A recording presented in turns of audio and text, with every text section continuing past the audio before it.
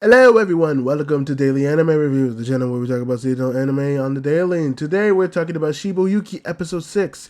It has been one of the new big anime that we have been watching, and we have been very much enjoying. Episode 6 was a little less low energy than before. It wasn't like previous episodes where we would get a lot. This was definitely more of a setup episode, but we still had a lot here, as we finally see Yuki now interacting with the actual bathhouse, interacting with another group of girls who also woke up late themselves, and we see that Yuki-esque energy coming out when it comes to interacting with the girls. How she shows herself as a very competent person, and everyone definitely rallies around her. Kind of like how everyone did in the first episode, which you get that energy very much. Everyone sees her as someone very useful, someone very strong, and they gravitate towards her a lot. Especially that main leader in the group. I think Asuma was the name was. But, of course, you see that there is another girl that is also there. Again, I forget her name, and they even say it in the anime, I keep forgetting. But, like I mentioned in last episode as well, the blonde girl is in fact back. The same one who rivaled Yuki in the previous game that went on for 3 episodes, for like episode, I think it was like 2, 3, and 4.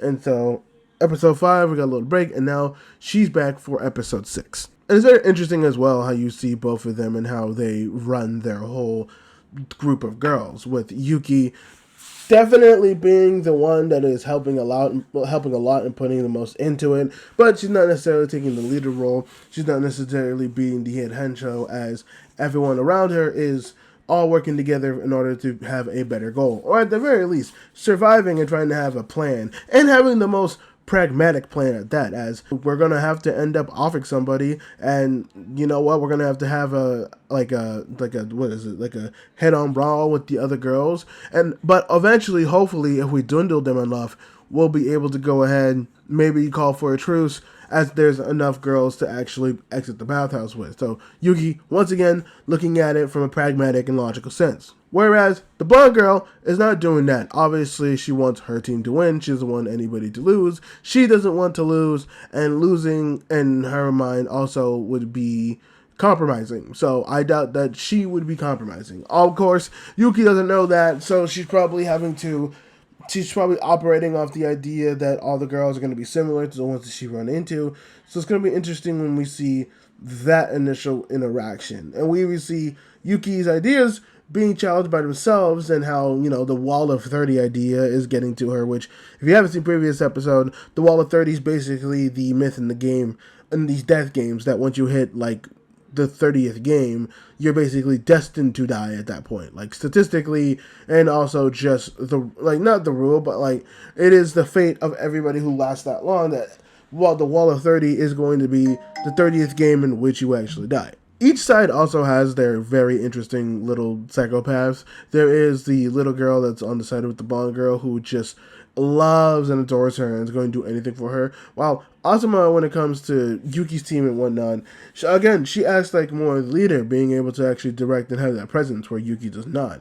But they have a very interesting one-to-one where Yuki is talking with Asuma, and Asuma confides in her that, like, yeah, doing normal things sucks. Doing normal things is not fun for me. Just talking with my family and putting on a skirt and trying to hang out with friends is too much. But the idea of slitting somebody's throat is actually comforting, and this is where I'm most comfortable, which is weird to think about in a sense, right? Because it kind of goes into what I talked about last episode, since Yuki was approached by other people to try to take down these death games.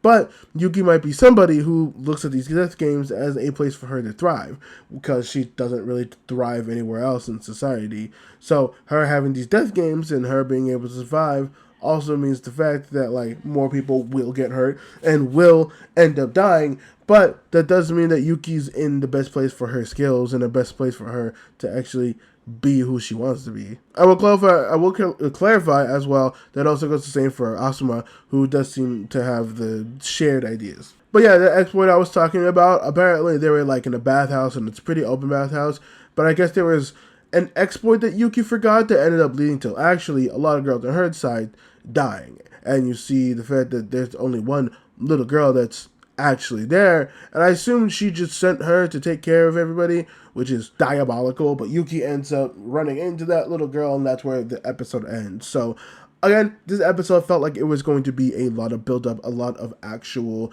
setup for that episode, which I am very excited for coming out next week.